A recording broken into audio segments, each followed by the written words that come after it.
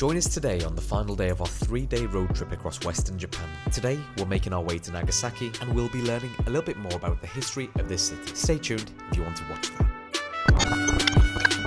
There we go.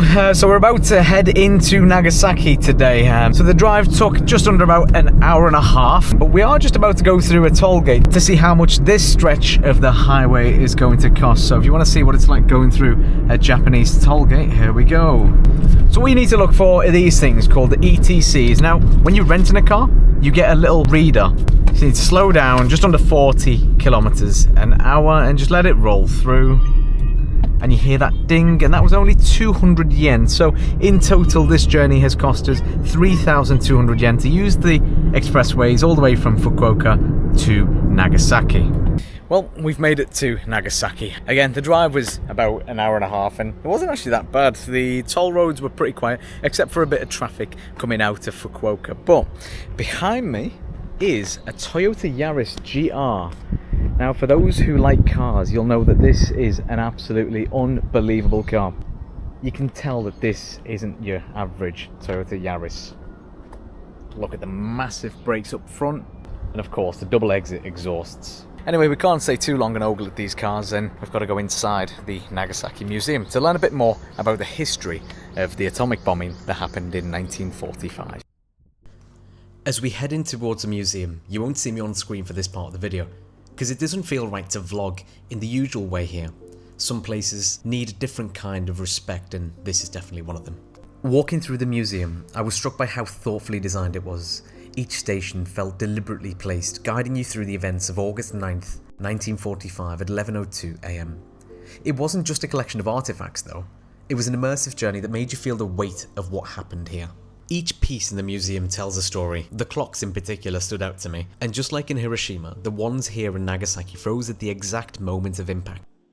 But the most eye-opening part for me was seeing the sheer size of the atomic bomb, and standing next to the replica up close, it was impossible to ignore just how massive it was.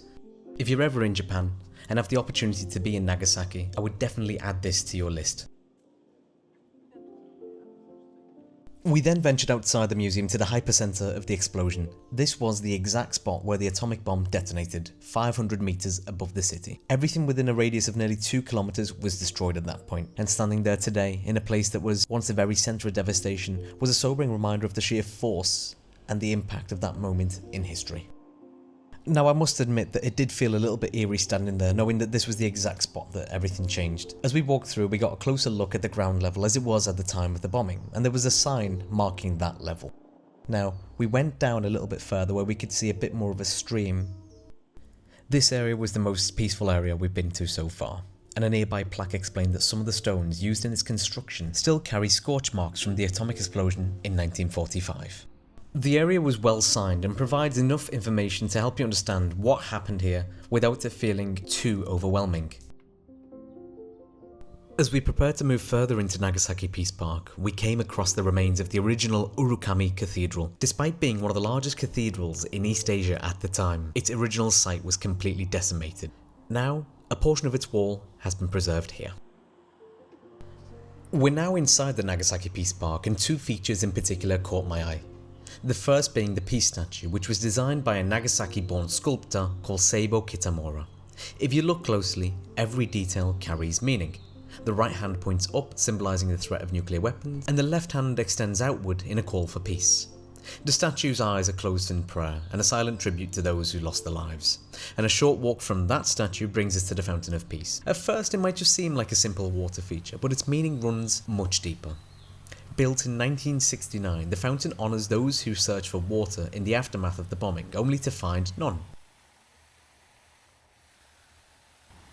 We spent just a little bit longer exploring the Peace Park, and now it was time to get something to eat. We stopped at a place called Dange Shokudo, and apologies if I butchered that pronunciation, but I'll put it in the comments or description below. Pash had champon, which was Nagasaki's famous noodle dish, and I had a side of fried chicken. Simple, relatively affordable, and exactly what we needed to end our time in Nagasaki. Plus, the owner was super lovely and super welcoming. So parking at the museum was 800 yen for about how many hours?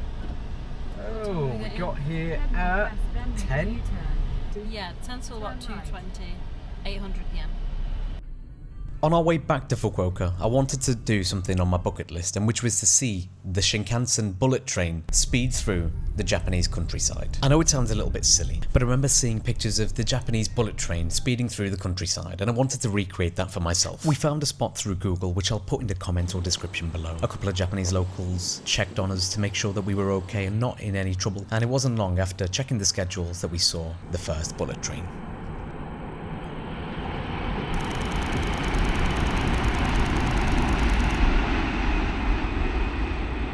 After getting a couple of photos of the bullet train in the countryside, we decided it was time to head back to Fukuoka. I didn't take many photos or videos on the way back since we didn't really do much other than returning our car. But if you've made it this far into the video, I just want to say a massive thank you for watching, and if you've enjoyed this one, make sure to check out day 1 and day 2 on my channel. If you've got any other questions about renting a car or driving in Japan or about our route itself, drop them in the comments below and I'll try my best to help. Thank you for watching Why Not Ash.